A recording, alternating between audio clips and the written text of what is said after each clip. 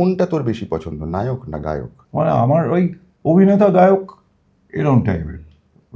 আমার সবচেয়ে মানে নায়ক হবো বা লিড ওরকম না, আমার খুব ইন্টারেস্টিং ক্যারেক্টার খুব হলে করেওছি আমি ছোট ছোট রকম ক্যারেক্টার, সেটা ছোট আমি ছোট খুব কেন, তুই এনজয় বড় করি। ক্যারেক্টারও করেছিস? হ্যাঁ, বড়ও করেছি, কিন্তু আমি বলছি যে আমি এনজয় করি যখন না, ধর প্রথম কথা হচ্ছে কাজটা যখন এটা চাঙ্কে হয়, যে আমি চরিত্রটার মধ্যে আমাকে বোঝালো হলো, চরিত্রটা আমাকে বুঝিয়ে দিল, আমি 7 দিন ওটা নিয়ে মোটামুটি তার আগে থেকে একটু ফোকাস করে নিলাম, করে 7 দিন হোক কি 3 দিন, যত দিনেরই এটা হোক, এবার সেটা আমি টানা ওইটা যখন করি ওইটার মধ্যে, তখন আমার ওটা খুব মজা লাগে অভিনয় করতে। গানের মানে কি করে বলবো, দুটো তো মানে ফিনান্সিয়ালি যেটা আমাকে হ্যাপি করে সেটা আমার হ্যাপিনেস দেয়। তবে হ্যাঁ, সত্যি কথা, সিনেমাতে আমি একটা দিন যদি একটা শো করতে যাই, পারফর্ম করতে যাই, যে অর্থ আমি পেতে পারি আমার নাম অনুযায়ী, সেইটা আমি পার ডে এখানে সিনেমাতে পাবো না। সম্ভব না। আমাদের সিনেমাতে সেটা সম্ভব না, সেটা ভেবে তাই একটা ভাবি আর কি, সেটা অনেকে বলে সম্ভব নয়, যার জন্য কাজও আমার কম হয়। কারণ আমি ওই সময়টা তখন আমি ডেডিকেটেড থাকতে চাই, মানে আমি একটা শ্যুট করবো, পট করে বেরিয়ে গিয়ে এটা কোথাও গিয়ে একটা গানের অনুষ্ঠান করে এলাম, আমার চললাম, আমি পারবো না, ইম্পসিবল হয়ে যাবে আমার পক্ষে। আমার মানে সেই ওইটা নেই। তার মানে যে সময়টা খুব ফাংশনের সিজন, সেই সময়টা তোকে অভিনেতা হিসেবে বাদ রাখা হয় না, আমি তো শো খুব কম করি, তবে ফাংশনের সময় এটা ডেফিনেটলি আমিও চেষ্টা করি ওই সময়টা যাতে আমার শ্যুটটা না থাকে। একটা দুটো দেখ, রোজ তো শো আমরা করি না। আর আমার ক্ষেত্রে আমি যে ধরনের গান বাজনাটা করি, সেই গান বাজনা বরাবরই প্রথম থেকে তার মার্কেটটা খুব পপ বা পপুলার যেটা চলছে ট্রেন্ডি, সেটার সঙ্গে কোনোদিনই আমার একটা খাপ খায়নি। আমাকে খালি একটা কথা বল, তোর সাথে যখন প্রথম দিকে আড্ডা হতো, তুই যখন নাম করেছিস গায়ক হিসেবে, এবং তুই তখন কিউ এর সাথে কাজ করছিস, তার মধ্যে তোর ছবি হয়ে গেছে, শেখর দাসের ছবি হয়ে গেছে, ঋতুপর্ণর ছবি হয়ে গেছে, সেই সময় আমি একদিন তোকে বলেছিলাম, এই যে তুই গান বাজনা করছিস, এই যে ফাংশন টাংশন করছিস, তো এইটা করে কতদিন চালানো যাবে, গানের বাজারও তো আপ অ্যান্ড ডাউন হয়। তুই তখন আমাকে একটা কথা বলেছিলি, আমার মনে আছে এখনো, কফি শপে, সেটা কোনো বারে নয়, সুতরাং কথাটা ভালো করে আমার মনে আছে, যে কারণে যে তুই আমায় তখন বলেছিলি, শোন সুব্রত, তোর অমৃক সিং অরোরাকে তুই জানিস কে? আমি যে হ্যাঁ জানি। বলে কী গান গেয়েছে বলতো? আমার মনে পড়লো উনি গেয়েছেন হচ্ছে রূপসী দোহাই তোমায়। হ্যাঁ, তখন তুই বলেছি অমৃক সিং অরোরা এখনো মাচা করে। সুতরাং আমি যে জিনটি করেছি তার জন্যই আমি বহুদিন মাচা করব।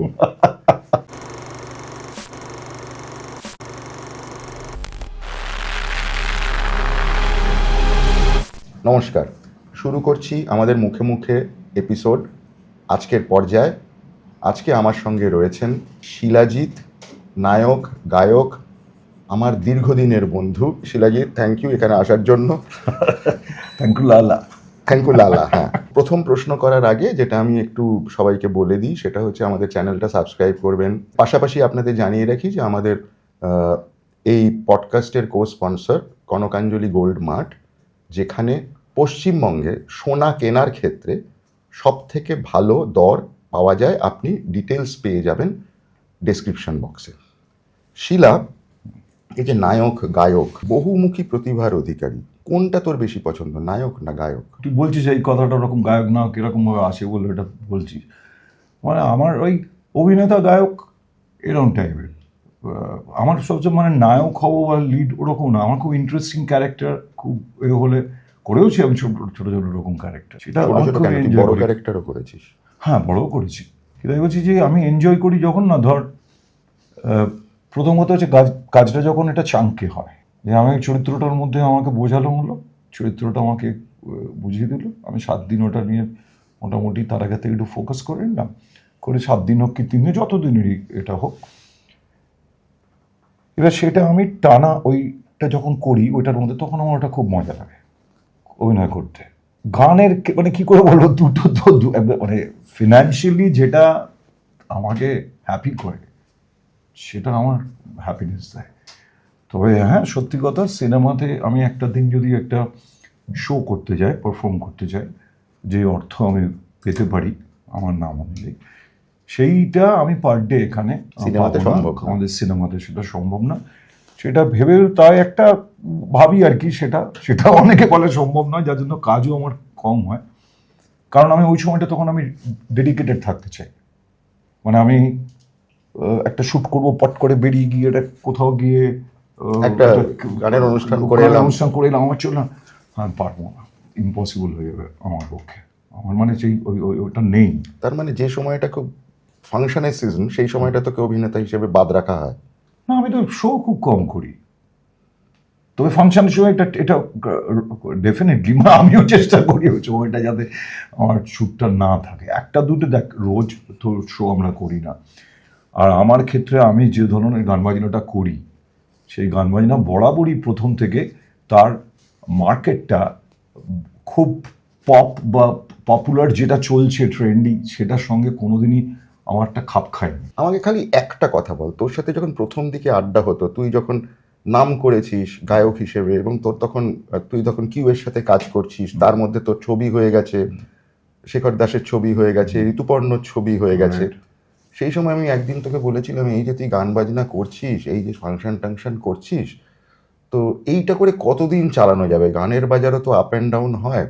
তুই তখন আমাকে একটা কথা বলেছিলি, আমার মনে আছে এখনো, কফি শপে, সেটা কোনো বারে নয়, সুতরাং কথাটা ভালো করে আমার মনে আছে, যে কারণে যে তুই আমায় তখন বলেছিলি, শোন সুব্রত, তোর অমৃত সিং অরোরাকে তুই জানিস কে? আমি যে হ্যাঁ জানি।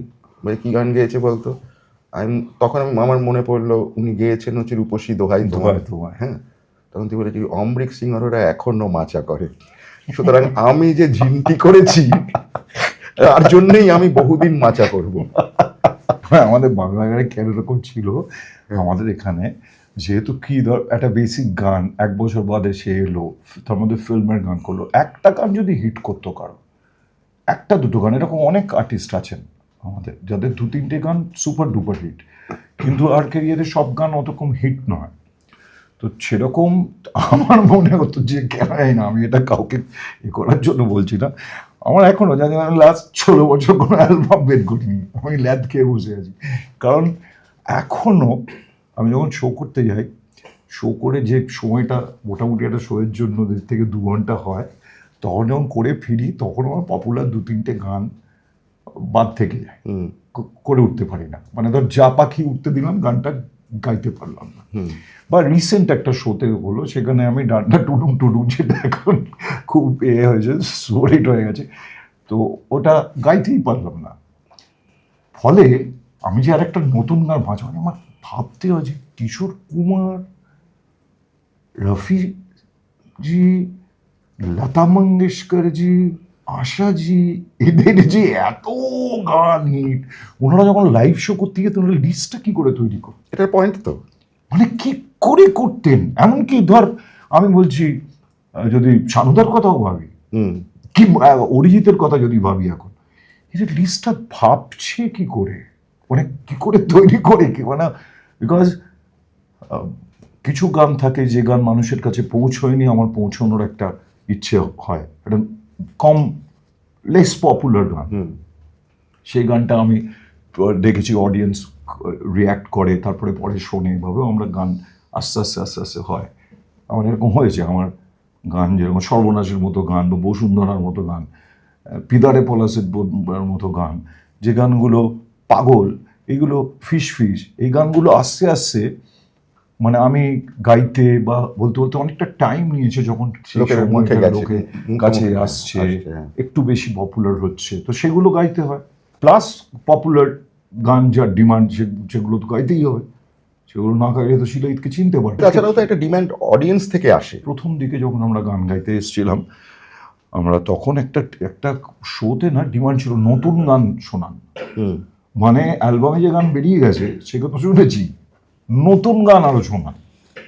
এখন খুব একটা ওই ডিমান্ডটা আমার মনে হয় না যে আমরা পাই বলে। ধর আমি যে এতদিন ধরে অ্যালবাম করিনি কিন্তু বেঁচে পড়তে আছি, আমি কয়েকটা সিনেমার গান করেছি, কয়েকটা, এবং সেই কয়েকটাতেই হয়তো কাজ হয়েছে, সেটা ঠিক আছে, কিন্তু আমার না, আমার নিজের ক্ষেত্রে একটা, আমি জানি না সেটা কতটা কি, আমার মনে হয় আমরা একটা ব্যাটলি বয়ের একটা বিজ্ঞাপন দেখেছিলাম, আমার মনে হয় তোর মনে পড়বে, হয়তো যদি তোর খেয়াল থাকে, ব্যাটলিবার একটা সিরিজ বের করেছিল বিজ্ঞাপনে, তাতে এরকম ছিল যে একটা সিংহকে দেখে একটা শেয়াল বলছে যে তোর মধ্যে একটা ছেলে, আমার দেখো 4টে। তো সিংহ ওকে বলছে হ্যাঁ 4টে শেয়াল, আমার একটা সিংহ। হ্যাঁ। তো আমার এটা খুব ভালো লাগে যদি এরকম হয়, আমার একটাই সিংহ, সেটাই রইল। তোকে যদি নিজেকে বলা হয় যে তোর একটাই সিংহ, কোন সিংহটা তুই পছন্দ করবি তোর গানের মধ্যে? দেখ, প্রথমে সিংহ আমার ছিল গুম পেঁচে বাড়িয়া, বেতাল বেচাল, এগুলো, তুমি যে জিনিস গুরু, বিরক্ত লাগতো। হ্যাঁ, তারপরে একটা যখন এক্সিকল টু প্রেম করলাম তখন ঝিন্টি, মানিকতলা। হ্যাঁ, তা মানে কীরকম হয়েছে, ধর গানে অনেক সময় কমিউনিকেট করার জন্য আওয়াজ দেয়, তো ধর আমাকে প্রথম দিকে করার জন্য চিনতে পেরেছি, বোঝানোর জন্য লোক বলতো, অনেকে চিনতে পারতো এভাবেই, এই দেখ ঘুম পেঁচে বাড়ি যা শুয়ে আছে, ঠিক আছে, এরকম আমি শুনেছি। আমি একটা ক্লাসরুমের মধ্যে বেঞ্চে গিয়ে শুয়েছি, মাথা খুব ধরেছে, শো করতে একটু আগে, তখন তো এত কমফোর্টেবিলিটি ছিল না। এখন বিভিন্ন জায়গায় পশ্চিমবঙ্গে গেলে একটা ভালো হোটেল পাওয়া যায়, সেখানে থাকার বন্দোবস্ত থাকে, কিন্তু তখন তো ছিল না এগুলো। প্রথম দিকে আমরা গান গাইছি, তো দূর থেকে দেখে বলেছে ওই দা ঘুম পেঁচে বাড়ি যা শুয়ে আছে। এবার সেই আমাকে 2000 সালে বলেছে যে ঝিন্টি, আমাকে তো ঝিন্টি বলার নেই। তারপরে ধর পাগল বলে আওয়াজ দিয়েছে, ভোলা বলে আওয়াজ দিয়ে একটা গান তখন আমার খুব ওয়ে করছিল, ভোলা কি হলো কি হলো, মানে কমিউনিকেট করার জন্য এই গানগুলোকে ইউজ করেছে। সব থেকে ইন্টারেস্টিং হচ্ছে, আমি আরেকটা গানের কথা বলতেই হবে, সেটা হচ্ছে অনুপমের কম্পোজিশন, ওই হেমলক সোসাইটির জন্য যেটা আমাকে গাইয়েছিল সেটার জন্য। তো আমাকে সকাল আমি গেছি কোথায় ডুয়ার্সে, ঠিক আছে, বেড়াতে গেছি, টিম নিয়ে গেছি বেড়াতে। এবার গিয়ে আছি, খুব সুন্দর করে বৃষ্টি পড়ছে হেভি মস্ত, রাত্রিবেলা পর্যন্ত জেগে আড্ডা ফাড্ডা মেরে সকালে দেরি করে ঘুম থেকে উঠেছি। উঠে ফুটেই তখন খেয়াল পড়েছে, এতক্ষণ তো ঘুমিয়েছিলাম, বাইরেটা আবহাওয়াটা একটু দেখি, দরজাটা খুলে দেখি সামনে কটেজ যেটা আছে সেখানে একদম ধর 5-6 জন মিলে দাঁড়িয়ে আছেন। তাদের মধ্যে একজন বেশ সুন্দর একটা ভুড়িওয়ালা, প্যান্টটা পরেছেন, ওখানে আসবেন বলে কিনেছেন একটা ইলাস্টিক দেওয়া প্যান্ট, একটা অদ্ভুত দেখতে কিছু জিনিসপত্র, স্যান্ডো গেঞ্জিরা পরে। আর বাচ্চার একটা ছিল সঙ্গে, সেটাকে কোলে, এটা খুব কোলে তুলে নিল, ওই দেখ দরজা খুলতে, ওই দেখ জলফড়িং কাকু, মানে এই সিংহগুলো পেয়ে গেছে কপাল গুনে। অনুপম ওই গানটা আমাকে না দিয়ে নিজে গাইতেই পারতো, এখন তো সব গান নিজেই গায়, কেন? কে ভালো গান জানতে চায় বলতো? আর তারপরে লোকে চাইছিল তোর, ওর গলাটা ওর পছন্দ হচ্ছে, ভালো গান আমি ছাড়তাম, আমার কাছে যদি একটা ভালো গান এসেছে, আমাকে কতজন ঝিন্টি চেয়েছে ওই সময়, ভালো গায়করা, তুই ঝিন্টিটা আমার দিয়ে দে, সুদেশ্বরটা আমার দিয়ে দে, নাম বলবো না, কিন্তু আমি তখন দিইনি, কারণ আমি জানতাম ওটা আমার না, ওটা আছে, এটা আমি বুঝতে পারছি যে ওটা চলবে লোকের মধ্যে, ওর মধ্যে সেন্টু আছে, একটু চাহিদা আছে এসব। তো সে ওই বা কেন দেবে, অনুপম একটা ভালো গান লেখার পরে। তাও তো বলবো কি, অনুপম ইজ মানে রিয়েলি আ মিউজিক ডিরেক্টর, কারণ ও সবার জন্য গান তৈরি করেছে। তুই অনেক বেশি কৃপণ, কাউকে দিতে চাস না। দিদি আর পারিও না তৈরি করতে, এটাও একটা পয়েন্ট। ও যেরকম প্রলিফিক, আমি খাতা দেখেছি তো, যবে যবে গান লিখেছে তবে তবে সেগুলো লিখে রেখেছে। আমার তো এইখানে বসে ভাবলাম গান, উঠে গেলাম পাখা চালাতে, গান দাঁ ভুলে গেলি তার? হ্যাঁ হ্যাঁ, তো ডিফারেন্স হবে না, মানটা তুই বলি। অনুপম রায় একটা ভারতবর্ষের ইঞ্জিনিয়ারিং এর 300টা না 200টা বোধ হয়, 100-র মধ্যে বোধ হয় একটা মাথাটা ওর ওইরকম স্ত্রীর মাথা। বুঝতে পারছিস তুই কোথায় কি সার্কিট, কোন জায়গায় কি অঙ্ক, কি ভালো বোঝে। আমি অনেকটা কিছুটা জেদের বসে, আমাদের একটা প্রোগ্রাম চলতো প্রথমা বলে, একটা মহিলাদের ম্যাগাজিন প্রোগ্রাম, সেটাতে আমি ডিসাইড করলাম যে এইটাতে লিড গানটা শিলা গাইবে। চ্যানেল তো রে করে উঠলো যে একটা মহিলাদের প্রোগ্রামে কি করে একটা ছেলে গান গাইতে পারে। আমি বলছিলাম না, এটা ভালো হবে, ও লিখবে ও গাইবে। আমার মনে আছে এখনো, তোর বাড়িতে গেছিলাম আমি আর নিন্তু, আমি বললাম, তুই বলি হ্যাঁ এটা আমি লিখবো, আমি গাইবো? আমি বললাম হ্যাঁ তোকে করতে হবে। মনে পড়ছে তো প্রথম তোর যে গায়কিটা, ধর গায়কি তো প্রত্যেকের আলাদা আলাদা হয়, অফকোর্স তোর ওই যে একটা গায়ক, এটার জন্যই তো সবাই আলাদা। হ্যাঁ, এবং ওই গায়কের মধ্যে তোর একটা ঝোঁক আছে, যে ঝোঁকটা বৃষ্টি হতে পারতিস, এটা অ্যাকসেন্ট, একটা অ্যাকসেন্ট। আমি দেখেছি অনেককে যারা বিশেষ করে আমার গানগুলো কখনো কখনো দেখি ক্লোন করে বা আমাকে একটু ইমিটেট করে, তারা ওই ট্রেডগুলোকে একটুখানি একটু করে, Enhance করে। এনহ্যান্স করে। সায়ক যেমন খুব ভালো নকল করে, সায়ন, সায়ন, হ্যাঁ।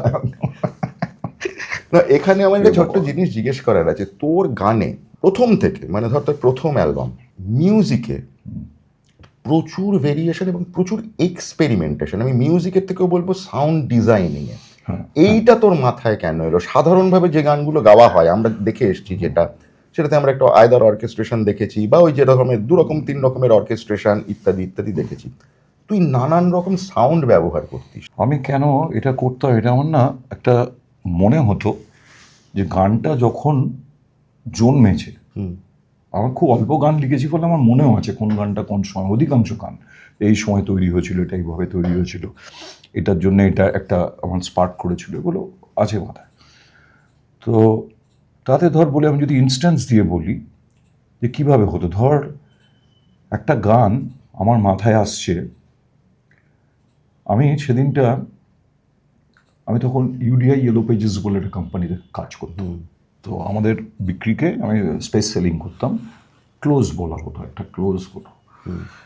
তো ইউডিআই কোম্পানিতে যে আমরা 50-60 জন ছিলাম সেলসের, এক একজন এক একটা আমি, বাকি 50টা বুঝতে পারছিস কি ছিল। তো এ যায় ওর ওপরে, ও যায় ওর ওপরে, সেলিংটা মানে আমাকেই আমি বোঝার আগে বেঁচে দিয়ে চলে গেল, এরকম টাইপের সব জিনিসপত্র। তারা সব অল নাও লাইক রিটায়ারমেন্টের বয়স চলে এসছে, বা দে অল ইন অর্ডার্স আর কি, প্রপার অর্ডারে আছে, সব টপ নচ জায়গায় বিভিন্ন লোক।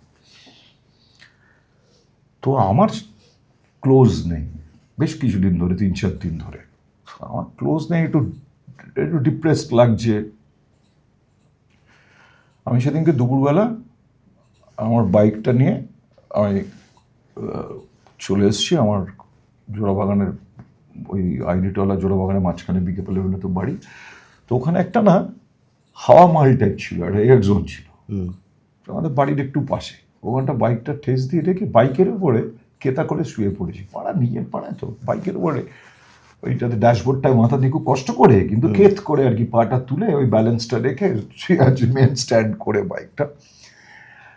আর সালা কোনো রকম ক্লোজ নেই, একটা আজকে কেন একটা হিরো ক্লোজ হয়ে গেল, ওরে গেল, দ্বিজদাসও ক্লোজ নিয়ে চলে এলো, আমার হলো না, এরকম একটা ভাবনা হচ্ছিল, ব্যাড লাগছিল। হঠাৎ আমি শুনলাম যে আমার পাড়ার ভেতর থেকে একটা লোক, তাকে চিনি আমি, তাকে দেখেছি, গলা শুনেই বুঝতে পারলাম সে ফেরিওয়ালা, এই পুরোনো কাগজগুলোকে তোর নিয়ে নেয়, কিনে নেয়, পুরোনো কাগজ, খালি টিন এইসব কিনে নিয়ে সে বেচে। লোকটার দুটো পায়ে হাওয়াই চটির দুটো স্ট্র্যাপ আমার এখনো খেয়ে আছে, 2 রকম স্ট্র্যাপ ছিল, লুঙ্গি পরতো, ফতুয়া পরতো, তো ও চিৎকার করছে মধ্যবিত্তের ভাত ঘুম ভাঙিয়ে যে তোমার কাছে কি আছে। ওই দুপুরবেলার সময়টা সে ডাকছে, পুরানা কাগজ সিসি বোতল বিক্রি আছে। ইট হ্যাপেন্ড, তার ওই সময়টা ও গলির অনেক দূরে আছে, অনেক দূর থেকে শুনতে পাচ্ছে আস্তে আস্তে আস্তে আস্তে আস্তে ও এগিয়ে আসছে, একটু থেমে হেঁটে আবার এসে ডাকছে, দেখছে বাড়িগুলো, কেউ জানলা করছে, এই স্ক্রিপ্টটা আমি শুনেই বুঝতে পারছি গলির ভেতরে হচ্ছে, আর আমি বড় রাস্তার মুখটাতে আছি, দূরে একটা জায়গাটা জেনারেটর চলছে, কোনো একটা এতে একটা ফ্যাক্টরিতে জেনারেটর চলছে, অ্যান্ড দ্যাট ওয়াজ লাইক একটা, but that is not noise to me because ওটা অনেকটা দূরে আছে, সো ইটস গিভিং মি একটা ভরাট একটা ব্যাপার দিচ্ছে। ইন দ্য মেন টাইম রেডিওতে নিউজ স্টার্টস, নমস্কার আজকে বিশেষ বিশেষ খবর হলো বলে নিউজটা শুরু হলো। হ্যাঁ, এই যে সাউন্ড স্ক্রিপ্টে ওই লোকটা পুরানা কাগজ সিসি বোতল বিক্রি আছে, আই ফেল্ট লাইক এই খবরটা ওই লোকটা দিচ্ছে টু এভরিওয়ান, যে হে শোনো খবর, আজ কবর খোঁড়া বন্ধ আছে। ও টিউনটাই একটু করে শব্দগুলো আমার বসলো। হ্যাঁ, হোয়াট আই ডিড, 2-3 বার ওইটার মধ্যে লুকটা হওয়ার পর suddenly I fail very inspired. আমার মনের মধ্যে ফাটাফাট ছটাক করে কতগুলো জিনিস তৈরি হচ্ছে, এটা আজকে মনে হবে অনেকটা, কিন্তু খুব সামান্য সময়ের মধ্যে, যে এই লোকটা এরকমভাবে চিৎকার করে মধ্যবিত্তের ভাত ঘুমাঙে পুরনো কাগজগুলোকে কিনে সেটা নিয়ে ব্যবসা করবে বলে দুপুরবেলা ঘুরছে। আমি একটা বাইকের ওপর বসে আছি, আমার গলায় টাই, সুন্দর একটা জামা পরে আছি, একটা জুতো পরে আছি, ভালো ট্রাউজার পরে আছি, আমার বাড়ি একটু বাদে আমি ঢুকলেই খেতে পাবো। তখনকার দিনে আমরা যে চাকরিতে যে মাইনেটা পাই with incentive, it was like মানে ফার্স্ট ক্লাস। গ্র্যাজুয়েটও হয়নি তখন চাকরি পেয়েছি, ইন্টারভিউ দিতে গিয়ে এমন ইন্টারভিউ দিয়েছি, সে তো গল্প শুনে তোর পডকাস্টে 4টে হবে ইন্টারভিউ, আমার জীবনের ইন্টারভিউ। তো এনিওয়ে, তো ওইটার থেকে যখন হলো, এবার এই যে, এবং আমি সঙ্গে সঙ্গে ওখান থেকে বাইকটা নিয়ে বেরিয়ে, তখন বাইপাস এত ছিল না, এতটা ভিড় বা কনজেস্টেড ছিল না। আমি আমার ক্র্যাশ হেলমেটটা মাথার মধ্যে দিয়ে আমি ওই মরছি না ভাই মরবো না তাই লাশ হয়ে আর পচবো না তাই মরছি না ভাই মরবো না পরে আমি বাইকটা চালাচ্ছি। আর ক্র্যাশ হেলমেটের সুবিধা ছিল আমিই শুনতে পাচ্ছি, আমি শুনতে পাচ্ছি হেডফোনের মতো লাগছে, যেটা আমার প্র্যাকটিস করার বিরাট জায়গা ছিল। সো দ্যাট ওয়াজ, এটা আমি তো প্রথম দিককার অ্যালবামের কথা বলছি। তখন আমি এটাকে যখন বোঝাতে চাইলাম, তখন মানে খুব সাংঘাতিক অশান্তি হলো। ফাইনালি মধুদা, অনুপমদা দুজনে বললে, আরে এটা গান তো, তুমি গান তো। আমি বললাম গান, কিন্তু এই গানটা আমার ভেতরে গুনগুন করছিল। তখন ওই খবরটা চলছিল, ওই জেনারেটর শব্দটা, ওই জেনারেটর শব্দটা আমার মনে হয়ে গেল। ওই টুকু টুকু টুকু টুকু করতে করতে দাম করে একটা ওয়াইল্ড ড্রামস, সে অরণ্যদেবের সময় পেয়ে গেলাম। খবর একটা পাঠাচ্ছে, ওইটার মধ্যে উল্লাস উল্লাহ করে হঠাৎ একটু যেন মনে হচ্ছে আফ্রো চিৎকার, বাট আমাদের তৈরি সাউন্ড দিয়ে একটা চেষ্টা করে বোঝানো। এবার এটা নিয়ে কেউ এরমভাবে কেউ গানটাকে ভাবেনি বলেই ওই ডিফারেন্সটা হয়েছে। আমাদের বেতাল বেচাল এদিনকাল, আমি যাচ্ছি তৈরি করতে করতে যাচ্ছি, গানটা আমার মাথায় ঘুরছে, আমি গাড়িতে যাচ্ছি, বেতাল বেচাল এদিনকাল টিটিট 5 সেকেন্ড হর্ন দিল, একটা গাড়ি বেরিয়ে গেল, একটা ব্রেক কষলো। এই 4টে আওয়াজ আমি যখন বলছি যে এটা এরকম হবে, বলছি এটা কি করে হবে। আমি কিছুদিন আগে রিয়েলাইজ করেছি এটা হতো। এটা আমার যদি একটু ফিল্ম সম্বন্ধে আইডিয়া থাকতো তখন যদি বুঝতে পারতাম, তাহলে আমার একজন ফোলি আর্টিস্টের কাছে যাওয়া উচিত ছিল। তাহলে আমি এই সব কটা শব্দ পেতাম এবং ঠিক ঠিক জায়গায় বসে যেত এবং ওটাকে মিউজিক্যালি আমি করতে পারতাম। কিন্তু কিছু কিছু পেরেওছি। তার মধ্যে একটা গান নিয়ে আমার একটু জিজ্ঞেস করা হয়েছে, সেটা হচ্ছে ধর এই নিরালা দুপুর আমার খুব প্রিয় গান। এই যে নিরালা দুপুর টিপ টাপুর টুপুর, এবার এই যে জল পড়ার শব্দ, হ্যাঁ, এবং তার মধ্যে ওই যে দূর বলে ওই যে ভাসিয়ে দেওয়াটা, এবং এই যে একটু একটু করে ভয়েসটা দূর থেকে চলে আসছে এইটার মধ্যে যে সাউন্ড ডিজাইন এলিমেন্টটা আছে, এইটা তোর কখন থেকে রপ্ত হলো? রপ্ত মানে কি, এটা আমি চাইলাম, মানে রপ্ত না, মানে ধর আমি আমার গ্রামের বাড়ির ছাদে বসে গিটারটা নিয়ে গানটা তৈরি হচ্ছে, একটা ঘুঘু ডেকে যাচ্ছে তার মনোটনে, কুকু কু কুকু কু, আর she is not disturbing me, বরঞ্চ আমাকে হেল্প করছে, আমার রিদম দিচ্ছে। এই কুকুকুটা আমি তো সাউন্ড করতে পারি, ফাইনালি আমি এ করে এই যেমন বাজাতে বাজিয়ে দিয়েছিল, আর তখন স্যাম্পল করার ছিল না, ফলে আমাকে পুরো গানটা ধরে ঘুঘু বাজাতে হয়েছে একটু করে। এবার ধর ওই যে সময়টা, তখন আমরা তো আমি আমাদের বাড়িটা হচ্ছে দেশের বাড়ির গড়গড়িয়ার বাস স্ট্যান্ড, যেটা তার থেকে ধর খুব এই ক্লোজ টু 1 কিলোমিটার হয়তো হেঁটে আসতে হয়, তাও নয়, দূর থেকে তো আমি বাসটার আওয়াজ শুনছি, এবং ওই বাসটা এদিক থেকে চলে যাচ্ছে ওইদিকে, মানে পরের গ্রামের দিকে চলে যাচ্ছে, সেটা আমি আমার ছাদে বসে দেখতে পাচ্ছি, এবং তখন ওই রাস্তাটা পুরোটাই দেখা যায় ওখান থেকে। তো দ্যাট স্কেপ এত ইন্টারেস্টিং, একটা গাড়ির আওয়াজ, সেটা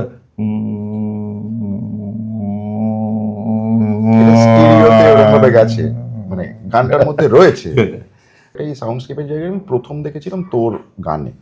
ইনফ্যাক্ট তোর গান ছাড়া খুব একটা যে এছাড়া দেখেছি এরকম মনে হয় না, মানে আমি আমাদের এখানে এইভাবে কেউ করেনি, বিশেষ করে তোর ওই গানটার লাল মাটির সরানে, মানে তোর ওই যে পুরো জার্নিটা গরু গাড়ি দিয়ে শুরু হলো, হ্যাঁ, গরুর গাড়ি দিয়ে শুরু হলো। এই, ওটা এই যে সাউন্ডস্কেপটা তো একেবারে নতুন, তো এইখানে তোর ডিফারেন্স। কিন্তু তোকে কোনোদিন শুনতে হয়নি যে যে যেটা অনেকে যেরকম বলতো তার ও তো বেসুরো গায়। হ্যাঁ হ্যাঁ, বেসুরো গায়ে তো শুনতে হয়েছেই, এবং এটা শুনে আমার খুব একটা দুঃখ কষ্ট হতো না, কারণ আমি জানতিস যে বেসুরো গাস? কি জানতাম সেটা বলি, সেটা আমি জনগণকে তো আমি বলতাম তখন এটা যে হ্যাঁ আমি বেসুরো গাই। আমি আমার গানটাকে প্রাণ থেকে গাইছি, সেটাকে আমি প্রাধান্য দিয়েছি, এবং আমি যেটা পারি না, আমি কিন্তু বেসুরে গাইনি। কোনো অ্যালবামে আমাকে বেসুর দেখাতে পারবে না, আমাকে যেটা দেখাতে পারবে অনেক সিম্পল সুরে গেয়েছি। এবং যেটা আমার জায়গায় অন্য কোনো গায়ক হলে তার গায়কিতে হয়তো একটা নোটে দুটো নোট ইউজ করেছি, সে জায়গায় সে 3-4টে নোট, টাচ নোট ব্যবহার করে গাইতে পারত। সেই স্কিলটা আমার ছিল না, ওই পায়তারাটা আমি করতেও যাই। এবার আমি যেটা করতাম, যেটা আমি জানি, সেটা হচ্ছে আমি ভুল সুরে গান গাইতাম, বাট দ্যাট ওয়াজ আ সুর। মানে ধর আমি তোকে বলছি, একটা সিনেমার গান বেরিয়েছে, বাচকে রায়না রে বাবা তুচকে নজর হ্যাঁ, আরটির গান বেরিয়েছে, তখন আমাদের এইসব মানে গান বেরিয়ে গুরু, আর কি গান, কি সাউন্ড, অন্য সাউন্ড। আরডি বর্মন বাপি লাডি দুজনেই আলাদা দুটো একটা সাউন্ড। তো আমি আমার বন্ধুর সঙ্গে রমনদার সামনে গানটা গেয়েছি। যেতে যেতে ধর তুই, আমি রূপবাণী সিনেমা হল থেকে জয়পুরিয়া কলেজ যাব, ওখানে একটা কাছে, জয়পুরিয়া কলেজের কাছে তোর একটা জায়গা ব্রিজ খেলতে যাব, আমরা দুজন যাচ্ছি। এবার আমি তারস্বরে ভালো লেগে বাজকে রে না রে বাবা তুচ পে না যার শিলু, কি হলো, কন্টিনিউয়াস ভুল সুরে গানটা গাইছিস। এটা ওর গান বাজনা একদম রঙ্গন বুবুন দুই ভাই মানে কারেক্ট গান বাজনাটা জানে, এবং গান চর্চা করতো। আমি গান চর্চাই করিনি কোনোদিন, আমার চর্চা ছিল ক্রিকেট, আমার চর্চা ছিল বদমাইশি, একটু প্র্যাঙ্কি করা, লোকের সাথে মজা করা, আড্ডা মারা, কথা বলা, স্পোর্টস, এইসব আমার ছিল, ডান্স, এইগুলো আমি পছন্দ করতাম, একটু লেখালেখি টুকটাক। এবারে কি হলো, আমি আমার রঙ্গনদয় জয়পুরিয়া কলেজে গিয়ে আর অরিজিনাল সুরটা গাইতে পারছি না। বুঝতে পেরেছি। হলো ঝুটটা ভুলিয়ে দিলি তুই আমাকে। আমি গান টেস্ট করতাম কি করে, গানটা লিখেছি, গানটা টেস্ট করাতে কেউ জানে না, কিন্তু আমি গান লিখছি, শুট করছি, বিশ্বাসই করবে না, হার্ট অ্যাটাক হয়ে যাবে বন্ধু বান্ধব হয়েছে যে। এবার আমি একটা গান তৈরি করছি, এটা ছোটবেলার বয়সের কথা বলছি, তা রোয়াকে বসে আছি, এটা কোন সাল হবে ধর 87, হাই সেকেন্ডারি 86 87 এর সময়, হয়তো আরডি বর্মনের পুজো সংখ্যা বেরোয় আর কি, পুজোর খেতে আশা বসলে আরডি বর্মন গান ফান করবে। তার আগের বছরই বোধ হয় নদীর ধারে উঠছে ধোঁয়া মনে হয় কিছু হয়েছে, এই গানটা রিলিজ করেছে ওই বছর। খারাপ লিরিক্স সেটা, হ্যাঁ, এটা অদ্ভুত আমার লেগেছিল বা লাগতো আলোচনার মধ্যে, যে লিরিকগুলো খুবই সিম্পল, কে ভালো কে খারাপ তো বলতে পারো না, কিন্তু কিছু গান আছে যেগুলো না সুরের জন্য তোকে শুনতে হবেই, তোকে ওই সিম্পল কথাই বলতে হবে, তোকে মনে হবে আপাত দৃষ্টিতে কি সোজা, সেভাবে তুই ভাবলে আকাশ ভরা সূর্য তারা, এই তো কি সোজা, কিন্তু ওইখানে দুটোর একটা কেমিস্ট্রি আছে যেটা নিয়ে হয়। তো আমি ওখানে বসে পাড়ায় রোয়াকে বসে, সেটা অভিশপ্ত রোয়াক ছিল, বলা হতো ওটা গ্যাস চেম্বার, যারা একবার ওখানে বসে পড়ে তাদের কেরিয়ার মানে শেষ হয়ে যায়, শেষ।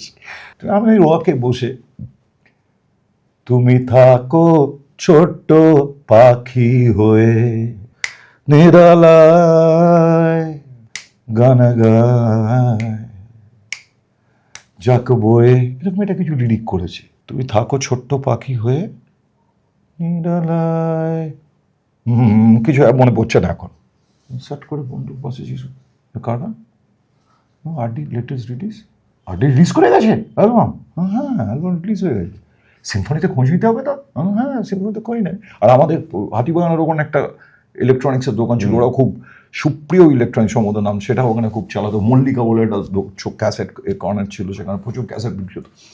বন্ধু টুরে এসে না, মাই ট্রিপ ওয়াজ, কেউ তো বিশ্বাস করে যে গানটা আমি অতটুকু গেয়েছি, তাতে তুমি থাকো ছোট্ট পাখি বলে একটা সুর করে, খালি পরের লাইনটাও মনে পড়ছে না, তারপরে পরে অন্তরা সুর, তারারা রে দারা দা দা তারে তারারা তারে রে রে রা রে চাঁদনি আশুক, চাঁদনি আশুক, গর্বে তুমি থাকো ছোট্ট পাখি হয়ে, টাং চিকি চিকি টাং, চিকি চিকি টাং। তখন এইটা হতো। বেসুরো গান গাইতাম না, অন্য সুরে হয়তো গান গেয়ে ফেলতাম। যতটুকু গেয়েছি সুরে গাওয়ারই চেষ্টা করেছি। হ্যাঁ, পারফেক্ট পিচ, পিচ পারফেক্ট, যে গলা, সেরকম গলা আমাদের বন্ধু বান্ধবরা আমি দেখেছি যাদের কথা বললাম, যে গানটা গলাটা গাইলে সুরেলা লাগবে, তুই সে যে গানই গাক একটা অদ্ভুত একটা আবেশ তৈরি হবে, একটা রেজোনেন্স থাকবে গলার মধ্যে। হ্যাঁ, যেটা কিশোর কুমারের বা ভালো ভালো গায়কদের মধ্যে আছে, যে তারা যখন গানটা গাইছে তার রেজোনেন্সটা থাকবে। আমাদের সবার মাসল, গলার মাসল ওরকম শক্তিশালী হয় না, অনুশীলন করে করে করতে হয়, বা কারো কারো থাকে গলাতে। বলে না কিশোর কুমার গান শেখেননি, করেনি, বিকজ শেখেননি তো নয়, সেখানে এটা হতেই পারে না, হতেই পারে না। উনি নিজের মতো শিখেছেন, হয়তো ওনার মতো করে শিখেছেন, নিজেকে চর্চা করেছেন, সেটাই শিক্ষা। কিন্তু ওই যে উনি গাইলেই এটা কিছু বলে সুরেলা লাগছে, ওই ওটা একটা ওই গড গিফটেড বলা হয় যেটাকে বলে, মানে তুই লম্বা, আচ্ছা, মাসল আছে। সব গায়কের সবার প্রাণের ভাষা বলতে গিয়ে সবসময় অতটা পারে না তারা, পিচ পারফেক্ট হয় না, হয় না। এখন তো এটা তো খুব সোজা করে ফেলা যায়। হ্যাঁ, এখন করে ফেলা যায়, এখন অধিকাংশ গানই তাই করা হয়, সবারই গান করা হয়, প্রত্যেকের, ভালো ভালো গায়কদের যত এখানে গান যারা প্রত্যেকেই পিচের করেন। কিন্তু ওটা তো ডিফারেন্সটা তো ক্রিয়েট করবে, তুই যতই চেষ্টা কর, তাকে তো গানটা ওইভাবে গাইতে হবে, তারপরে তো পিচটা তুই ঠিক করে দিল, ওরকম তাহলে তো তুইও গাইতে পারিস, তোর পিচ ঠিক করে দিল। নমস্কার। না, আমি ভাব না যে তুই ভাবলি যে আমারও তাহলে গান গাইলে পিচটা ঠিক হচ্ছে, এটা হচ্ছে না কেন? কেন সোনু নিগমকেই দরকার পড়ছে, কেন অরিজিৎকেই দরকার পড়ছে, কেন শানকে দরকার পড়ছে, বা কেন শিলজিৎকে দরকার পড়ছে? এবার আমাকে যে জন্য দরকার পড়ে শান বা কিংবা এনাদের যারা সুরেলা ওই অর্থে গায়ক, তাদেরকে যে জন্য দরকার পড়ে, দুটোর মধ্যে ডিফারেন্স আছে। আমাকে যে যে জায়গায় যখনই মিউজিক ডিরেক্টর নিয়েছে কোনো গান গাওয়ানোর যারা কিছু ঘটছে, তুই যদি খেয়াল করে দেখিস, those songs are very special. True, special in the sense, not that যে বিরাট একটা কম্পোজিশন না, কিন্তু একটু আলাদা, যেখানে বলাটা খুব ইম্পর্টেন্ট। গানের যে বলাটা, আমি যে গানটা বলতে চাইছি, ফাইনালি তো সমস্ত গানে আমাদের বলাটা এসে দাঁড়িয়ে থাকে। তুই কিভাবে বললি আমি তোমাকে ভালোবাসি, এই কথা তুই কিভাবে বললি, দুঃখে বললি না আনন্দে বললি না কি অবস্থায় বললি? মানে তুই যেটা বলতে চাইছিস সেটা হচ্ছে গানের মধ্যে এক ধরনের ড্রামা, রাইট, দ্য ড্রামা। হ্যাঁ, অ্যাকচুয়ালি এটা কিন্তু খেয়াল করে দেখা যায় যে কিশোর কুমারদের গলায় সেটা ছিল। এবং কি অদ্ভুত সাবলেশন, ওনাকে কিন্তু খুব স্ট্রেস দিয়ে বোঝাতে হয়নি যে আমি দুঃখ করছি। আমাদের এখন দেখবি অনেক সময় আমাদেরকে গলা আমরা করলে এটা করি, এটা স্টাইল হিসেবে আছে, গলা একটুখানি খারাস করে দিলাম, একটুখানি করলাম বা কিছু করলাম, একটা সাউন্ড বের করলাম টু মেক পিপল আন্ডারস্ট্যান্ড যে আমি কাতর বা আমি দুঃখিত বা কিছু এটা করি। কিন্তু তুই যদি কিশোর কুমারের গান শুনিস, মোহাম্মদ রফিদের ওই সময়টার যদি গান শুনিস, হ্যাঁ, প্রত্যেকের অভিনয়টা কিন্তু মানে একটা সুরকে ছাপিয়ে যাচ্ছে না, ওর মধ্যেই অভিনয়টা হচ্ছে, এবং সেটা তোকে টাচ করছে।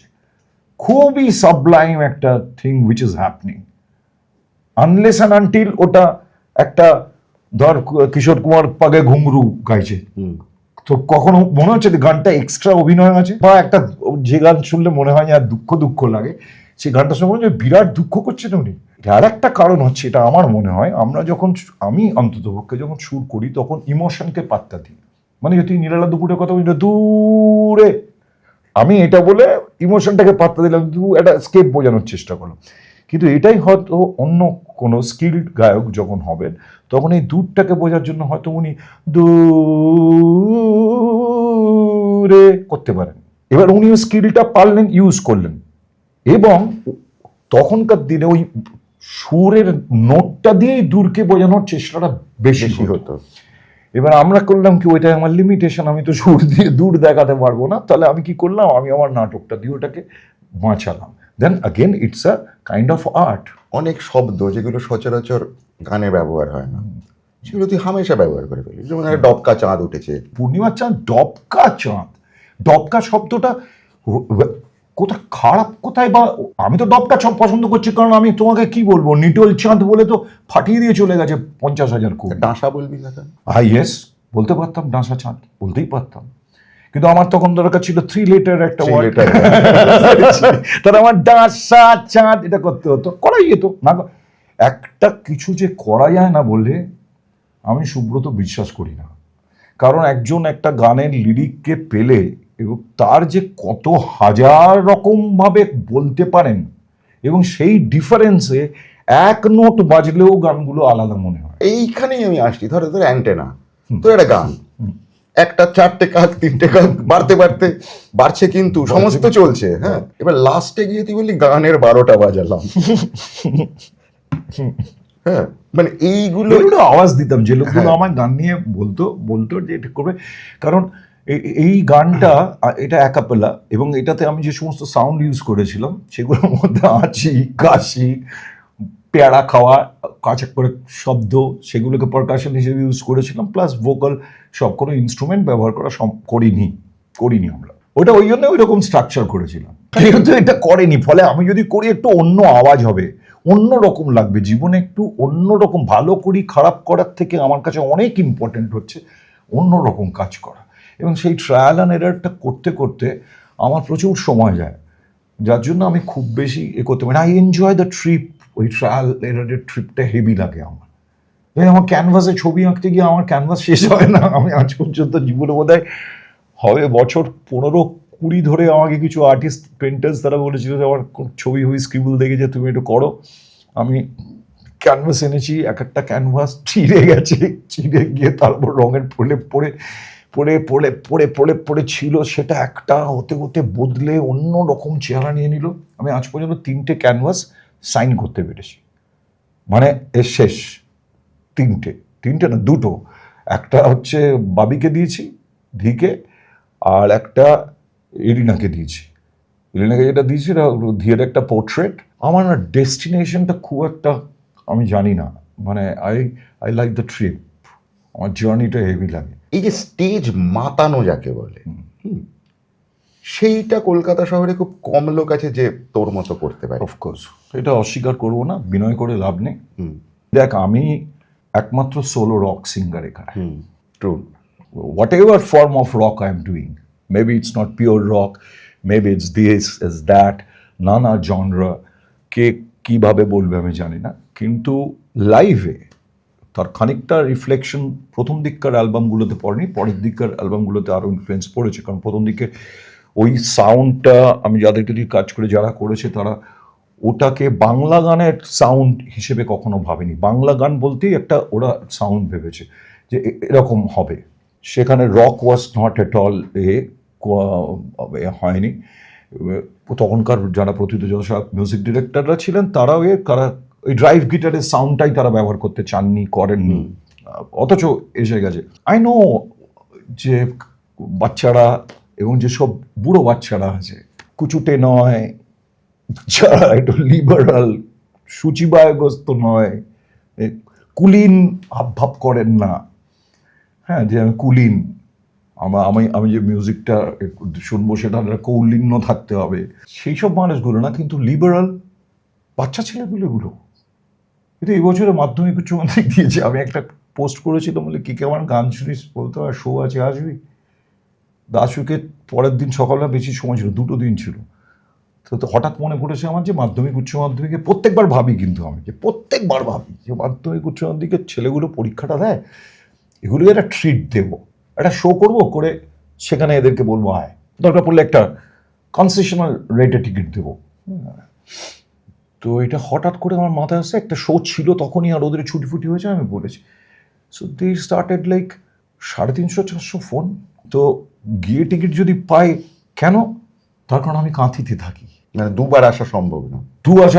কাঁথি থেকে সে কলকাতা আসবে, বর্ধমানে থাকি, কৃষ্ণনগরে থাকি, অমুক তমুক বাইরের থেকে ছেলে মেয়ে, এবং তাদেরকে এতটুকু বাচ্চাগুলো যে আমার গানটা শুনছে, আমি তো ন্যাচারালি আমি প্রোফাইল, আমার খুব হাই প্রোফাইল নিয়ে আমি কাজ করি না, কিন্তু অথচ একটা কোথায় যেন আছে, একটা একটা স্টারডাম আছে। এটা আছে। এই যেটাকে বলে আর কি, তোর একটা ব্যাপার আছে।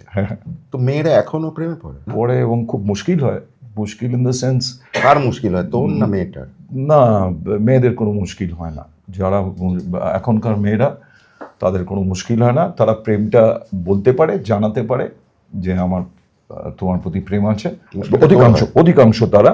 হ্যাঁ, আমার মুশকিল হয়, তার কারণ হচ্ছে যার এত ছোট এরা, এবার আমাকে দাদু বলে ডাকা উচিত। সো ভুল করে যদি কোনোদিন কথা বলতে বলতে খুব প্রেমের সঙ্গে বলে ফেলে শিলা দাদু, হঠাৎ আবেগে ও বলে ফেলে, তোর বলে নরম গরমে মনে আছে উৎপল তো সৌরভ সম্পদকে দেখতে গেছে, দেখতে গিয়ে অনেক ভেবে গেছে ওকে বিয়ে করবে বলে, অমল পালেকার ওকে টুপি টুপি নিয়ে গেছে যাতে যাত্রা বাত্রা এন্দান এগুলো হয়। গিয়েই প্রথম কথা বলেছিল, বেটি যাকে দেখতে এসছে তাকে।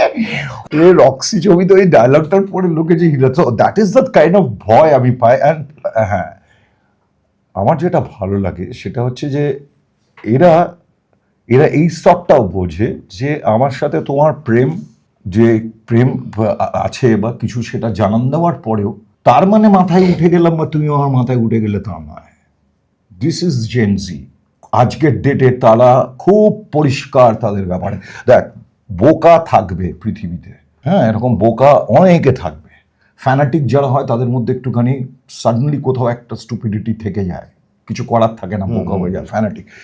কিন্তু মেজরলি আমি দেখতে পাচ্ছি আমার পরবর্তী জেনারেশন, যারা ছোটরা এখন করছে, মেয়েরা ছেলেরা অনেক বেশি সর্টেড। ওদের লড়াইটাও কঠিন। তুই ভাব না, তুই আজকে আমি যে সাউন্ডস্কেপটুকু করেছি, যেটা বলছি, অন্য অনেক রকম গান হয়েছে, আমি এক ধরনের গান করেছি। এই সাউন্ডস্কেপটা আজকে একজন করতে গেলে ওর কাছে তো সেটা নতুন কিছু মানুষ পাবে না। যদি আজকে একজন কেউ হঠাৎ একটা ঘুঘুর ডাক দিয়ে করে বলে শিলাই তাকে করেছে, কি করা হয়ে গেছে পৃথিবীতে, ভাব তুই। আমার মনে হয়, আমার মাঝে মাঝে মনে হয় সবই তো হয়ে গেল, আর সবই তো হয়ে গেল, কি করবি তুই এবার? ওদের অবস্থাটা, তার মধ্যে অন্য কিছু একটা ওকে বের করতে হবে, যেটা okay he or she will strike it out. So they are facing a time, but ওরা কিন্তু ওয়ারিড নয়। দ্যাটস দ্য স্পিরিট আমি বলতে গেছি। মানে আমরা কি করব এটাতে ওরা নেই। এটা হয়তো মানুষের চরিত্রের মধ্যেই আছে, হয়তো আমরা ওই সময় পড়লাম, আমরা হয়তো এরকমই করতাম, ভাবতামই না কি, নিজের কথা ভেবে সৃষ্টি করতাম, সেটাই কিছু হয়ে যেত। কিন্তু অপশনস এত কিছু হয়ে গেছে। এটা একটা বিজ্ঞানী, তুই ভাবতো কি করবে আজকে বিজ্ঞান। বহুদিন ধরে ইচ্ছে একটা গান তৈরি করার, যেটা অ্যালবামটাই ভেবেছিলাম প্রথমে, এখন আর ভাবছি না, হয়তো হবে। সেটা হচ্ছে একটা ঘুমের ওষুধ। হ্যাঁ, একটা গান যেটা ঘুমের ওষুধের কাজ করবে। আমি যখন ভেবেছিলাম তখন আমি ভেবেছিলাম ডাক্তারের দোকান থেকে ডিস্ট্রিবিউট করব। সব কথা তো মানে না। যেমন আমি সর্বনাশ করেছিলাম একটা দেশলাই বাক্স। দেশলাই বাক্স আমি চেয়েছিলাম কোনো মিউজিকের দোকানে যেন না যায়। তাহলে কোথায় বিক্রি হবে? মানে পেট্রোল পাম্পে সব। কি বলছো? হ্যাঁ, পেট্রোল পাম্পে বিজ্ঞাপন হবে, পেট্রোল পাম্পে দেশলাই পাওয়া যাচ্ছে। তুমি করে দেখো। আমার গান যেরকম, আমি যেরকম বুঝতে পারছি, আমি ওই লোকগুলোই তুললে আমার ডান। এই লোকগুলোকে খুঁজছি যে একটা পেট্রোল পাম্পে এটা দেশলাই বাক্স খুঁজবে। শোনেনি, এখন কি করব, অনেক কিছু নানা রকম ভেবেছি যে এই করবো, ওটা ওই করবো। তো এই ঘুমের ওষুধটা আমি ভেবেছিলাম যেটা করবো। এখন যেটা ডিজিটালি হয়ে গিয়ে মনে হচ্ছে, এখন মনে হচ্ছে হ্যাঁ, এখন আমি বুঝতে পেরেছি যে ইনফ্যাক্ট এই সিডি আর এটা ডিজিটালের ফাঁকা। আমি জানি না তুই কতটা বুঝতে পেরেছিলি। আমি কিন্তু দিশেহারা ছিলাম, আমি বুঝতে পারছিলাম না যে আমাদের মিউজিকটা এবার কোন দিকে যাবে। কারণ কোম্পানি বলছে আমাদের বিক্রি হচ্ছে না, তোমাকে পয়সা দিতে পারবো না, তুমি নিজে প্রোডাক্ট বানাও, আমি তোমার ডিস্ট্রিবিউট করে দেবো। ঠিক আছে, তুমি কি গান করছো না করছো, হ্যাঁ একটা তোমাকে অ্যাডভান্স রয়্যালটি বা কিছু দিলাম, তুমি এবার করে তবে করো। তাহলে আমরা মিউজিকটা ছাড়াবো কোথায়? আমাকে যদি নিজেই টাকা খরচা করতে হয়, তাহলে তো আমার নিজস্ব, উইচ ইজ কুল, কোনো অসুবিধা নেই। প্রথমে ভাবতাম এটা একটা করতেই পারি। ইনফ্যাক্ট আমার সর্বনাশ তো আমি প্রডিউস করেছি, গোটা এটা আমি প্রডিউস করে আমি ডিস্ট্রিবিউট করতে দিয়েছিলাম আশা হলো। যেটা হচ্ছিল যে তাহলে সিডি বিক্রি হচ্ছে না, ক্যাসেট বিক্রি হচ্ছে না, তাহলে বিক্রিটা করবো কোথায় এত টাকা খরচা করে? সো সর্বনাশের পর আমি আর অ্যালবাম বেরই করিনি, কারণ আমি বুঝতে পারছিলাম বিক্রি কোথা করবো, বুঝতে পারছিলাম, জানতাম না। আজকে আমি বুঝতে পারছি। তো আর কোম্পানিকে তো দরকার নেই, তোর দরকার নেই, বরঞ্চ নিজের কপিরাইট নিজের কাছে রাখার সুবিধা একদম। আমার এর থেকে আমাকে ডিস্ট্রিবিউট করার জন্য একটা লেভেল আছে, কয়েকটা ডিস্ট্রিবিউটর আছে, তাদের কাছে যাবো, তারাও যে কোম্পানিগুলো আছে তারা তো ওদের কাছে দিচ্ছে। সো ইটস বেটার আমার নিজস্ব কাজ আমি দেবো। আমার যে সাগরিকার সঙ্গে কাজ, আমার কন্ট্রাক্ট ছিল, সাগরিকা আমার কন্ট্রাক্ট থাকা সত্ত্বেও আমাকে না জানিয়ে গোটা রেপার্টারটা সেমারোকে বেছে দিয়েছে। আমি যখন সেমারোকে বলছি, আমি যখন জানতে পেরেছি, আমি যখন জানতে চাইছি ওদের কাছ থেকে, তখন বলছেন না আমার কোনো দায় নেই, ওরা আমাকে বেছে দিয়েছে। সাগরিকা বলছে আমিও তো বেছে দিয়েছি, আমার কোনো দায় নেই। তুই ভাবতে পারছিস যে তোর সাথে আমার একটা কন্ট্রাক্ট আছে, কন্ট্রাক্ট সবেও তুই আমার উপর দুর্মুষ মেরে বলছিস আমি এটা বিক্রি করে দিয়েছি, বেশ করেছি, তোমাকে জানানোর দরকার নেই। এই যে টেলিভিশনগুলো যখন শো করতে হয়, সেই শোগুলো যদি ওদের সাথে টাই আপ না থাকে, আমি ওই গানটা গাইতে পারবো না। ট্রু। এর ফল কি হচ্ছে? এর ফল হচ্ছে তোর আমি ঝিনটি গাইতে পারছি, মানে টেলিভাইজড হবে যখন, টেলিভাইজড হবে যখন। কি করবো, বুড়ো বয়সেও ঝিনটি তুই বৃষ্টি হতে পারতিস বললে এখনো 2-4টে ঝিনটি চলে আসবে, গানটা তো গাইতেই হবে। আর আমার ক্ষেত্রে তো ছেলেরা আমাকে বেশি পছন্দ, এটা আমার একটা গার্লফ্রেন্ড করে বিপদ। মানে সে যখন আমার সাথে আলাপ করছে, করে বলছে যে আমার ভালো লাগছে হ্যান ত্যান, খানিকক্ষণ বাদে আমি ওকে 100% জিজ্ঞেস করবো 100টার মধ্যে 9টা মেয়ে বা মহিলা বলবে, আমি শিওর যে বলে গানটা কার কাছ থেকে শুনেছি, বয়ফ্রেন্ডের কাছে না বাবার কাছে। 9জন উত্তর দেবে, হয় বাবার কাছে না বয়ফ্রেন্ডের কাছে। যে বয়ফ্রেন্ড আমার গান ওকে শুনিয়েছে, শুনে আমার প্রেমে পড়েছে, তার সঙ্গে এই শত্রুতা করতে ভালো লাগে, সেটা একটা কারণ আমি এটা দূরে থাকি। তোর মধ্যে একটা অদ্ভুত মাঝে মাঝে একটা আধ্যাত্মিকতা দেখতে পাই। হ্যাঁ, একটা দর্শন আমার আছে, সেটা বলতে পারি। সেটা যদি মাঝে মাঝে আধ্যাত্মিক মনে হয় তাহলে হতে পারে, বাট আই এম ইনটু ইট। খুব বেশি প্রিচ করি না সেটা, কিন্তু প্র্যাকটিস করি, প্রয়োজন হলে ওটা বলি। এটা হচ্ছে একটা খুব ছোট্ট হিসেবে, যে গড়গড়িয়ায় আমি থাকি বা জমি কিনে বা নৌকার, এই ধর ইন্টারভিউটাতে আমি ইন্টারভিউটা দেওয়ার পরে তোর কাছ থেকে পডকাস্টে কোনো পয়সা পাবো না, কিন্তু আমি যতগুলোই পডকাস্ট দিই তাদেরকে বলি আমার নৌকার জন্য কথা হয়েছে। এবারে এই যে নৌকার কাজটা করি বা এরকম যে কথা বলি, কি আমাদের নৌকার কিন্তু আমরা কয়েকজন মেম্বার আছি। মেম্বার বলতে আমাদের কোনো নেই, কিন্তু অর্গানাইজেশন ডেফিনেটলি আছে।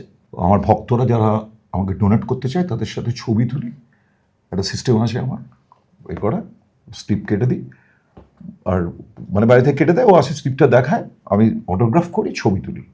আমি যেটা বিশ্বাস করি, যেটা বলছিলাম, সেটা হচ্ছে যে আমি পৃথিবী থেকে যা পেয়েছি, আমি তো কোনোদিন পৃথিবীর ঋণ শোধ করতে পারবো না, সম্ভব না, আমার পক্ষে ইম্পসিবল, যে কোনো মানুষের পক্ষে। এবার এর একটা পার্সেন্টেজ আমি ও করি পৃথিবীর কাছে। আমার মনে হয় এটা আমার করা উচিত। এখনো পর্যন্ত মানুষের ভালোবাসা পাচ্ছি, আমার পেট চলছে, আমি একটা ডিসেন্ট জীবনযাপন করছি। আমার বয়স হচ্ছে, শরীর খারাপ হবে, বাড়ির লোকের শরীর খারাপ হবে, খুব স্বাভাবিক যে সমস্ত ঘটনাগুলো সবাইকে যেতে হচ্ছে, এটা দিয়ে করতে হচ্ছে। অনেকে আমার আগে চলে গেছে, চলে যাচ্ছে, সেগুলো দেখতে পাচ্ছি, অনেক খারাপ লাগে। এই যে এখনো পর্যন্ত পৃথিবীতে পাচ্ছি বা আগামীগুলো পাবো, আমার বড্ড ইচ্ছে করে যে একটু আমার দিক থেকে কিছু হোক কারোর জন্য। নৌকাতে আমরা টার্গেট করেছিলাম প্রথমে প্রায় গোটা গ্রামের একটা, প্রায় ওখানে আমি 12-14টা গ্রাম ঘুরছিলাম, সার্ভে যে কোন গ্রামটার সঙ্গে আমার বন্ধুত্ব হয়। আমি তখন ওখানটা অনেক সময় থাকতাম, এখন আমার নিজের গ্রামেও খুব একটা থাকতে ভালো লাগে না। আমার গ্রাম বলে একটা যেরকম করতাম, এখন অতটা আমার ভালো লাগে না, বিকজ অফ সার্টেন রিজনস।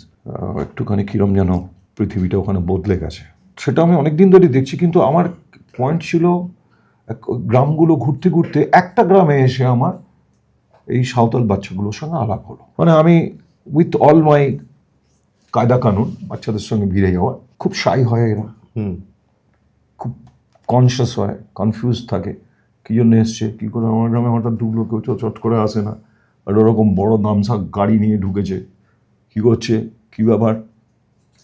সেই থেকে শুরু করে প্রথম দিন গেলাম, দ্বিতীয় দিন গেলাম, আবার আমি কলকাতা চলে এলাম, 1 মাস সাথে ফিরলাম, আবার মনে হচ্ছে অচেনা হয়ে গেছে গ্রামটা। আর বাকি 12টা গ্রাম থেকে আমি ডাকছি, শোন না এদিকে, শোন না কথা বলি, কেউ আসছে না, হ্যাঁ লজ্জা পেয়ে। তো এইটার সাথে হলো প্রায় 70-80টা বাচ্চা দিয়ে আমরা শুরু করলাম মনিটর করতে।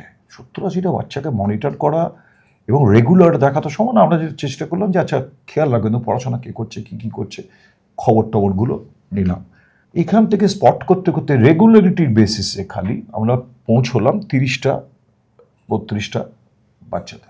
এবার তাদের বাড়ির হাজারো সমস্যা, এরা প্রত্যেকে ফার্স্ট জেনারেশন স্কুল গোয়ার, এবং এরা SC ST বলে আমরা যেটা বুঝি সেটার মধ্যেই পড়ে।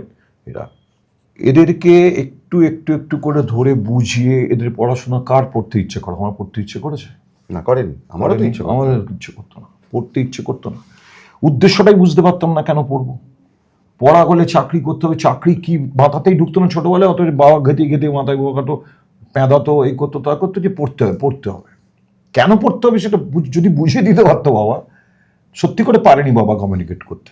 এনিওয়ে, তো আমরা যেটা চেষ্টা করলাম যে আমরা মানে যা দেখলাম তাতে ভাষাটা, বাংলা, ইংরেজি, অঙ্ক, এই তিনটে জিনিস আমরা স্ট্রেস দিই। আনফর্চুনেটলি আমাদের গভর্নমেন্ট স্কুলগুলোর অবস্থা এমন, বিভিন্ন কারণে, যে কথা হোক, ফাইনালি কারণটা যেটা দেখছি, ভাষাটাই ভালো করে শিখছে না। ওই যে 30টা বাচ্চাকে আমি ডিল করতাম, যাদের মধ্যে এখন লাস্ট ইয়ার মাধ্যমিক দিল 4 জন, তারা যে গড় করে বাংলাটা বলবে, তুই আমি যেমন ক্লাস 7-6 বাংলা বলেছি, ওরা পারছে না, ওরা থতমত খাচ্ছে। But the teachers are taking things as granted, যে এটাই তো কারেক্ট আছে, ও বাংলা বলতে পারছে, উইচ ইজ ভেরি আনফর্চুনেট। এটা বুঝতে কোনো অসুবিধা হয় না, কারণ আমি তো 30টা বাচ্চাকে সামলাচ্ছি, আমি তো দেখতে পাচ্ছি ক্লাস 7-এ রয়েছে, 8-এ রয়েছে, 9-এ রয়েছে, একটা কিছু কবিতা বলতে গেলে সেই সুর করে পড়ার মতো করে, আমাদের ছোট নদী চলে আঁকে বাঁকে, এইভাবে পড়ছে। সেই অবস্থা থেকে ধরে টিচার রাখা হয়েছে। টিচারও যে আমরা বিরাট টিচার রাখতে পারবো তা নয়, ওকে। এবং যারা স্কুলের টিচার, আমি এতদিন ধরে ছিলাম উল্টো পিঠে স্কুল, ওই স্কুলের প্রেসিডেন্টও ছিলাম আমি। কোনো টিচারকে পারিনি ফুটপাথ থেকে এইদিকে, ফুটপাথ তো নয়, ওই স্কুলের কম্পাউন্ড থেকে এদিকে এই কম্পাউন্ডে এসে একদিনও এসে বসে এদেরকে দেখতে। ওইটা কোচ করতে করতে দেখছি যে এটা they are doing very well. Next batch যেটা আসছে, পরের মাধ্যমিকে কেউ নেই, ক্লাস 9 আছে, 2টো সাঁওতালি মেয়ে খুব ভালো করছে, আর 2টো ছেলে মেয়ে আছে, সে 2টো খুব ভালো করছে। এইটা আমার রাজনীতি, এটাই আমার দর্শন, যে আমি যা করেছি কিছু ফেরত দিয়ে যাবো ভাই, নিজে সব খেয়ে যাব না। এটা শোনার পরে ওখানে আমাকে মনে হয় যে হ্যাঁ, মালটা তো ভাবছে মৃত্যুর কথা, ভাবছে। আমি মৃত্যুর কথা প্রত্যেক দিনই একটু সময় পেলে মৃত্যুর কথা হলে নিজেকে প্রিপেয়ার করি, বলি, ভয় পাস না, এটা নিজেকে বলি। ভয় লাগে, ফাট করে একটা কোনো রিপোর্ট করলাম, কিছু একটা দেখালাম, কিছু এটা বেশি আছে, ওটা অমুক আছে, ছোট্ট একটা কোথায় ফিরে হচ্ছে, ভালো হলে রে বোধহয় এটা শুরু হলো, এবার বোধহয় এটা হবে, এবার বোধহয় এটা হবে। হ্যাঁ, কিন্তু সেই সময়টা আমি কীভাবে ডিল করব? আমি সেই সময় কি বলতে পারবো তুই আমার সাথে দেখা করতে গেলে সুবোধয় কারেক্ট আছে পাগলা, চল ঠিক আছে, যাওয়ার তো টাইম আছে, তুইও পারবি আমার সাথে সেভাবে রিয়েক্ট করতে, রিয়েলি ডোন্ট নো। তো but trying to do that, এটা ভেতরে বোঝাচ্ছি। এই এত ঠাকুর, এত দেবতা আছে, তার মধ্যে আমি বিশ্বাস করি না যে যেটা অধিকাংশ লোক বিশ্বাস করে, যে তোমাকে আমি পুজো দিলে তুমি আমায় দেবে, তোমায় না দিলে আমি অভিশাপ পাবো, এই যে গল্পটা, এটা বিশ্বাস তো করি না। আমি ওরমভাবে প্রণামও করতে পারি না। ছোটোবেলায় বাবা আমার কথা বলে পুষ্পাঞ্জলি হ্যান ত্যান এগুলো দেওয়া দিয়েছি, সেগুলো করি না। কিন্তু আমি উৎসব পছন্দ করি। ঠাকুর সম্বন্ধে যতটুকু জানি, যে ইমেজটা, ওই রোলটা আমার হেভি লাগে। সরস্বতীকে আমার হেভি লাগে, কালী হেভি লাগে, কালীকে হেভি লাগে, শিবকে হেভি লাগে, কৃষ্ণকে হেভি লাগে।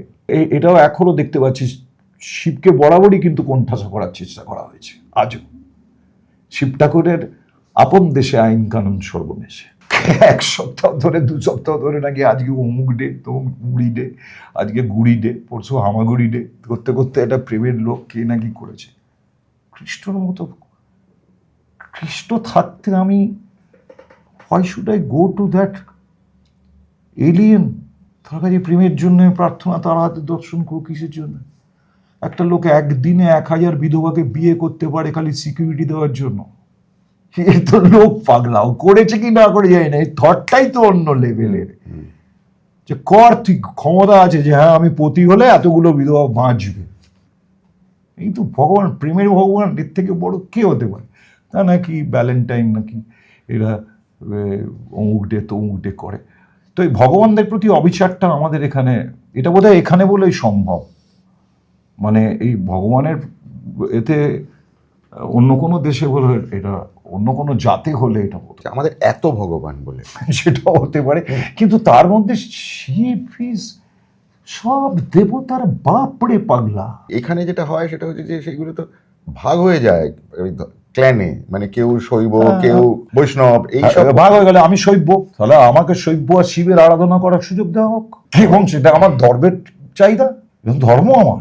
আমি শিবের পুজো দেবো, শিবকে আমি পুজো দিতে চাই, শিবকে আমাকে কেন আটকানো হবে?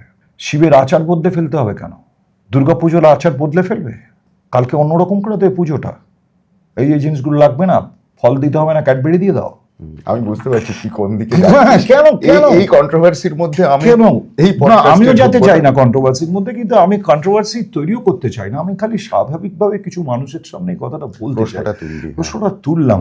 আমার এখানে কিছু করার নেই, কিছু বলার নেই, আমার ক্ষমতা নেই। আমি চাইও না কোনো কিছু জিনিস এমন হোক যেটা খুব সাংঘাতিক। কিন্তু আমার বক্তব্য হচ্ছে যে আমাদের এখানে তো ধর্মপ্রাণ মানুষ অনেকে আছেন, তারা কি কখনো এটা ভেবে দেখেছেন?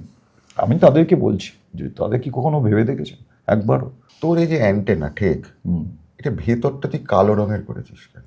করেছিলাম এক সময়, তখন করেছিলাম সেটা। তখন আমি ওই ঝিলরো থাকতাম, সেই সময় করেছিলাম। মানে কালো মানে কি, তখন না এটা মজার ঘটনা। তখন আমি দুখানা চাকরি পেয়েছিলাম গায়ক অভিনেতার বাইরে। একটা হচ্ছে বিগ FM এ, আর একটা হচ্ছে কলকাতা টিভিতে। কিউ ডিরেক্ট করেছিল একটা রাত বলে সিরিজ, সেটা সেই সিরিজটার জন্য 5 দিন করতে হবে, 5টা দিন, মানে মাসে 20 দিন। আমাকে কিছু কিছু ছোট ছোট অনুষ্ঠান প্রডিউস করে দিতে হবে বলে আমাকে অ্যাপয়েন্ট করে। আমি তখন বলি, যেহেতু আমাকে মাসে 1 লাখ টাকা করে দিবি বলছি, সেটার জন্য তো আমার তখনকার দিনে তো মানে তো 20 দিন তো তুই এমনি পার ডে হিসেবে নিয়ে নিলি, তার মাইনেটাতে কী পেলাম? আমাকে প্রডিউস করবো, এই করবো, তোর কাছে থাকবো, এই অনুষ্ঠানটা তো আমি মাথা দেবো, তো কিছু বল। তখন বল, ঠিক আছে তোমাকে আমরা গাড়ি দেবো। গাড়ি দেবো? বলে হ্যাঁ গাড়ি দেবো, মাসে 35,000 টাকা গাড়ির জন্য তোমাকে দেবো, তুমি কি গাড়ি কিনবে তুমি ঠিক করে নাও। আমি জীবনে প্রথম জিপসি কিনতে গেছিলাম, মারুতি জিপসি। আমি বাড়ি ফিরেছিলাম ওমনি ভ্যান নিয়ে। তারপরের গাড়িটা যখন কিনবো তখন আমি কিনতে চেয়েছিলাম প্যালিও স্পোর্টস মডেল। ফিরে এসেছি স্যান্ট্রো নিয়ে, 35,000 টাকা মাসে দেবে বলেছি। আমি শপে গিয়েছি, স্করপিও SLX এর প্রিমিয়াম যে মডেলটা, এটা নেব। মানে কোনো সেটেলমেন্ট না, 25,000 টাকা দিচ্ছে, আমি অ্যাডভান্স দিয়ে দিচ্ছি, গাড়ি নিয়ে নিয়েছি। ইন দ্য মিন টাইম আমি বিগ মিউজিকে একটা অ্যাঙ্কারিংয়ের চাকরি পেয়েছি, সেটাও 1 লাখ টাকা মাসে যেতে হয়, 5-6 দিন গিয়ে কালি বলে দিতে হবে। এবার একটা মানুষ যদি 2 লক্ষ টাকা ওই সালে ওই সময় ইনকাম করে, বাট ইনকাম করবো এটা জানে, তখন শিলাজিৎ কি করে? শিলাজিৎ একটা সাদা ঘর পেয়েছে, খরচা করবে বলে কালো করে দিল। জাস্ট রং আসছে, কাচ আসছে, আয়না আসছে, কাঠ আসছে, হাত করা আসছে, ওয়াল ডিজাইনিং, গ্রাফিটিস। একটা সাপ তৈরি করলাম, সাপটা এরকম এখানে ঢুকে পড়েছিল, বাড়িতে আসবো না, করবে না। একবার চোর এসেছিল, কিছু না চুরি করে পালিয়ে গেছিলো। আমার মনে হয় ওই জন্য, কারণ আমার কিছু স্ট্র্যাটেজিক্যালি আয়না লাগানো থাকতো। মানে তুই না নড়লি তো তুই ভাবে কে গেল, ধরবো না, তুই ওদিকে চোখ করে একটা মুভমেন্ট পা। তুই তখন ওইটা করেছিলাম। এবারে সুখ বেশি দিন হয়নি, 2 মাস পর থেকে কলকাতা টিভির মাইনের বন্ধ হয়ে গেল। সেকেন্ড মান্থ থেকে। গাড়ির তো ছেড়ে দে, সেকেন্ড মান্থ থেকে এটা বন্ধ। আর বিগ মিউজিকের লোকেরা আমাকে ফোন করে বলল যে শোটা তো খুব একটা জমছে না। আমার মনে আছে আমি স্করপিও গাড়িটা নিয়ে ঢুকেছি, তো গাড়িটা কত 2 মাসের গাড়ি, ছকছকে, তখনও নতুন গন্ধ যায়নি গাড়ির ভেতর থেকে। আমি গাড়িটা নিয়ে ভাবছি এই অবস্থায় বেঁচে দিই, কারণ এটা তো টাকা পাচ্ছি না, আর এই বলে দেবে কাল পরশু বন্ধ হয়ে যাবে। ঠিক আছে, একবার ট্রাই করি না, দেখি না দেওয়া যায় কিনা। যখন পারবো না তখন পারবো, তখন আমার কাছে চাপ। সবে একটা ফ্ল্যাট কেনা হয়েছে, সেটা প্রিমিয়াম দিতে হয়, দিতে হয়। ওই চেষ্টা করতে করতে রয়ে গেল। গাড়িটা এখন আমার 17 বছর বয়স হয়েছে, তো গাড়িটা আমার সাথেই আছে। তো 17 বছর আগের ঘটনা বললাম, যখন আমি ওই 2 লক্ষ টাকার গল্পটা ছিল। আমার খুব ইচ্ছে জানিস তো, একটা বাড়ি, এটা আমার গ্রামের বাড়িতে করে সম্ভব, দেওয়ালে খুব বড়, বিরাট বড় দেওয়াল থাকবে না, যেখানে আঁকা হবে, আর তার সাথে মানে ধর একটা 20 ফুট 30 ফুটের একটা ব্লক অফ ব্রিক্স, যেটা থেকে সাদা রং হয়ে বিভিন্ন আর্টিস্টরা যাবে, যা খুশি ছুড়বে, বাচ্চারা মারবে, এই করবে, ইট উইল বি বিগ, একটা হিউজ, একটা ম্যামথ একটা কিছু বেরিয়ে আসবে কিছু থেকে। ইচ্ছে করে এগুলো করতে, কিন্তু বাড়িতে তো করা এখন তো যেখানে থাকি সেখানে সম্ভবই না। আর ভবিষ্যতে এরকম বড় জায়গা করতে পারবো কি জানে, কিন্তু ছোট ছোট করে করি। তোর সাথে প্রথম যখন আমার আলাপ হয়েছিল তখনও তুই যে পাগলা ছিলি এখনো সেই একই রয়ে গেছিস। আমার এটা নিয়ে মনে পড়ে গেল, তোকে না বলছে একটা দিকে শোতে আমি না গান গাইতে গাইতে হঠাৎ পাগলটা গাইবো বলে আমি 2-3-4টে গানের পর আমি এরকম বলেছি যে এবার আমি একটু পাগলামি করি। একটা লোক কি হয়ে যায়, কি এরা বলেছে, আমি তো হ্যাঁ কি বলছেন, ওই এতক্ষণ কি করছিলেন। ঠিক আছে, আজকে এই নোটে আমাদের পডকাস্ট শেষ হলো। নমস্কার। টাট্টু, এনজয় করুক, ভালো থেকো।